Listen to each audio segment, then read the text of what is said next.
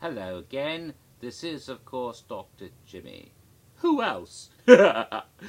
And this is, of course, All Secrets of Halloween Horror Nights 25 Revealed.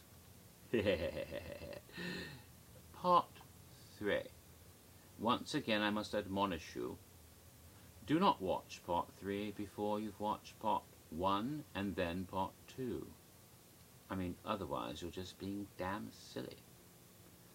Then, of course, if necessary, go on to Part 4. If there is a Part 4, I don't know yet, because I haven't made that one yet. I'm still making Part 3. This, of course, and here's Bob the cat again. Hello, kitty.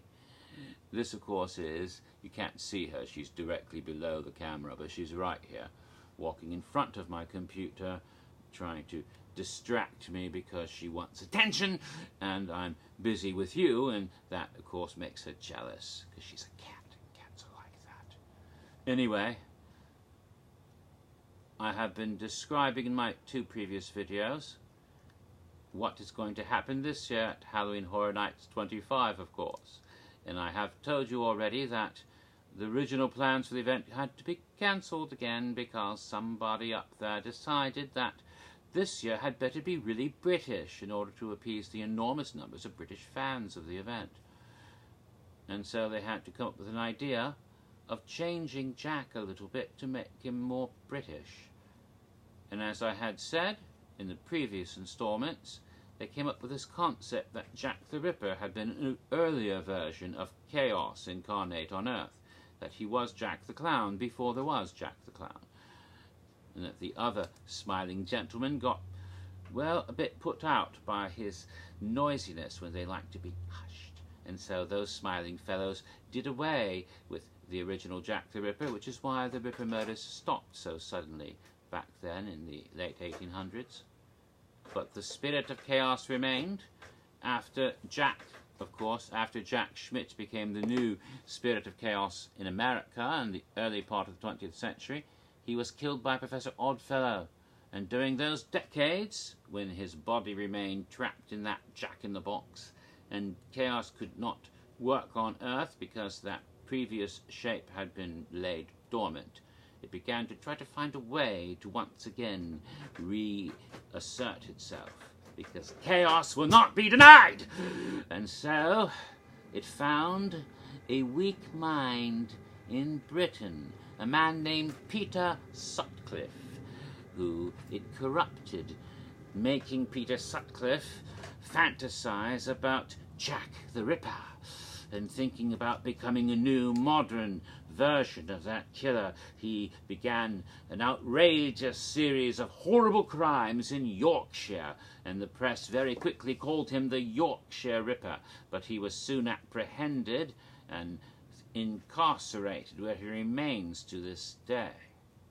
But before they could capture him, whilst he was committing these atrocities, one of his female victims, whom he assaulted sexually, managed to escape before he successfully murdered her.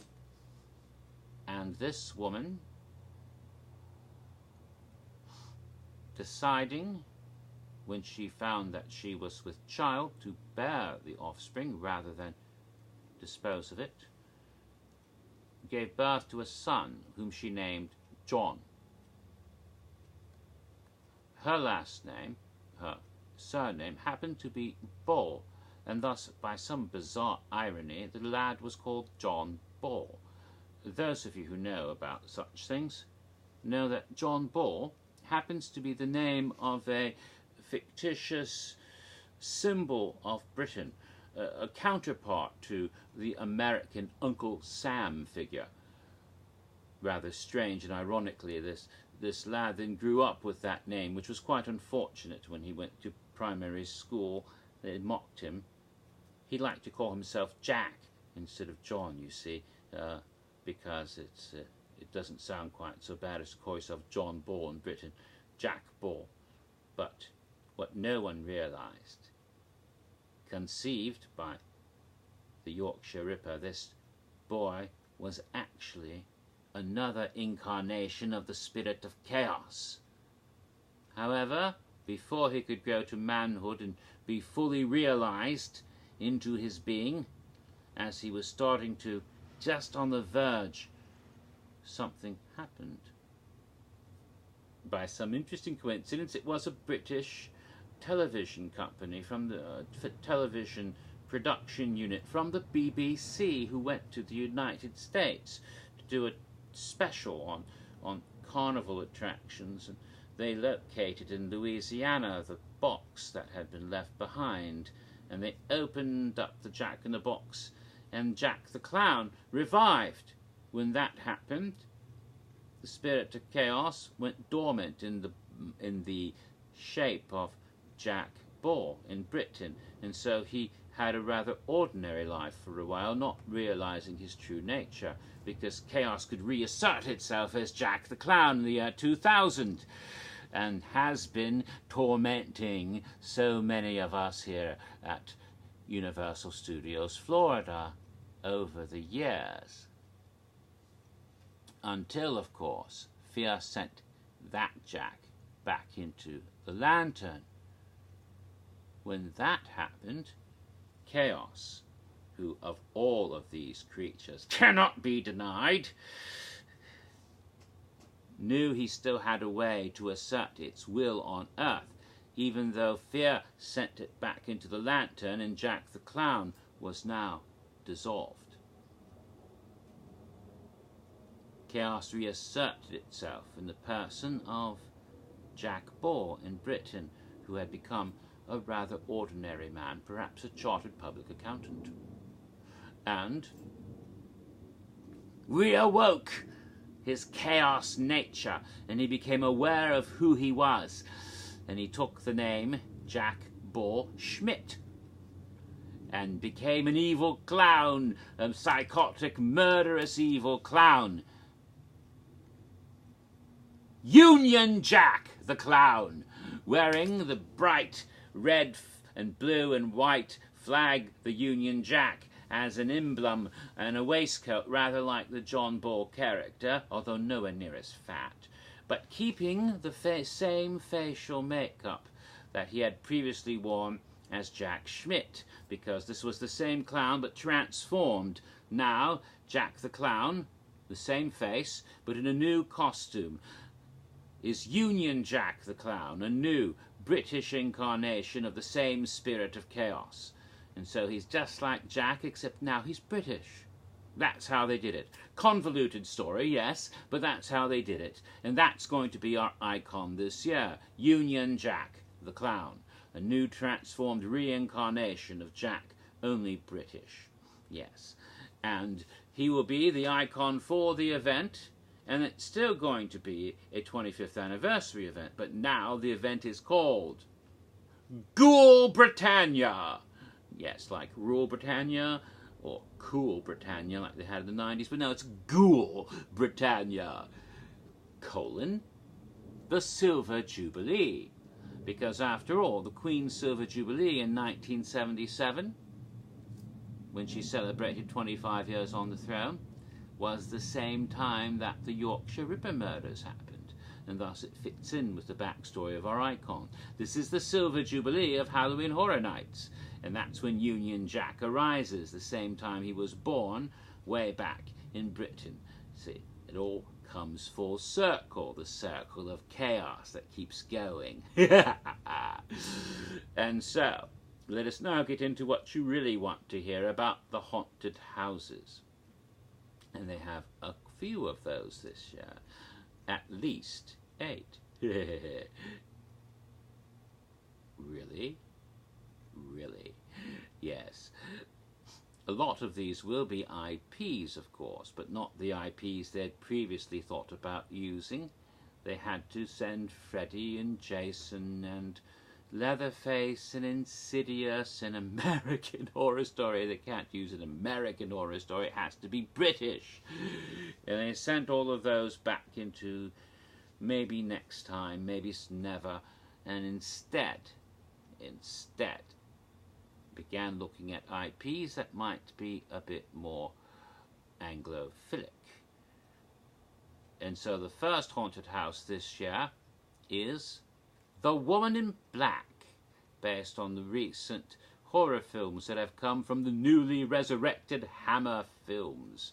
Yes, they got a contract with Hammer in Britain, and they were able to get the rights, and so they're doing The Woman in Black. It'll be quite horrific. It'll be just like the house in the film, with the sinister spectre of the Woman in Black. And you can imagine what nifty set pieces from the film, especially the first film, which was the more scary one, the second one to some degree as well, but more from the first one, the one that had Harry Potter, or rather Daniel Radcliffe in it, which made it more popular, of course. So that will be quite nifty, and you can imagine how horrifying that house will actually be. Quite terrifying. Delightful. The next IP, they go back to the past a bit. It's going to be Dracula, but it's not the Dracula you've ever seen at Halloween Horror Nights before. It's not going to be Vlad the Impaler or Dracula Untold or any other kind of Dracula in that sense, because they have a contract with Hammer now, see? So they're going to do a house that's based on the classic Hammer Dracula series from the 50s into the 70s, and they're going to have a scare actor. They're going to get a scare actor that looks and can sound as much like Christopher Lee as humanly possible, and have the Christopher Lee version of Dracula. Yes, the one that we saw in all those wonderful Hammer horror films with Peter Cushing and Christopher Lee over those decades. A classic version of that, with some shout-outs to some of the more notable scenes in those films, but it's not going to be based on any one Christopher Lee Hammer Dracula film. The idea is that this version of the Count returns to modern London in the 21st century. So it's like an updating of Dracula AD 1972, but it's more like Dracula AD 2015. So that's the way they're going to do that house. Should be very exciting as well.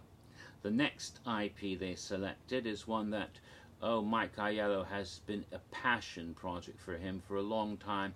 And of course, getting the rights to it was a sticky wicket, but they managed this year, especially with Comcast so determined to make the event British, they were able to at last work out negotiations with BBC, and they have indeed this year successfully got the rights to do Doctor Who as a house. And there will be a Doctor Who house this year featuring all of the horrific creatures that have appeared over the 5 decades and more of that event, of that program. The Daleks, of course, exterminate, the Cybermen, the Ice Warriors, and more modern creatures such as the Weeping Angels, of course, and the Silence, other horrific creatures that have haunted the dreams of children in the UK as well as America more recently, from that wonderful television program. I know I may have said something like that in previous April Fool gags, but this time it's really going to happen. Doctor Who at Halloween Horror Nights this year.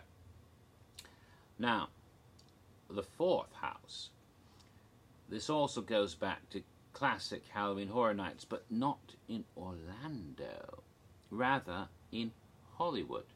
A few times back in the late 1990s, and I believe maybe once or twice in the very early years of the 21st century, a lovely English gentleman named Clive Barker had designed houses there, and they managed to contact and arrange for him to do so again this year, but in Orlando. And the house is called Clive Barker's Hell World, and it is, of course, based on his Hellraiser franchise and the character of Pinhead and the Cenobites. And this house will be set in the Hell World, with Leviathan and that whole labyrinth of hell and all sorts of twisted things going well beyond what you ever saw in any of the films, as Barker is designing all sorts of new hideous things for the maze, for the house here in Orlando. It should be spectacular. I can't wait to see what Barker's decidedly weird and warped imagination has prepared for us. because he's being an artist, not just a writer and director, but an artist too, has helped to design this house. It should be absolutely terrifying. I'm really looking forward to that. So that's 4 houses I've now described, and of course we do come to the end of part 3.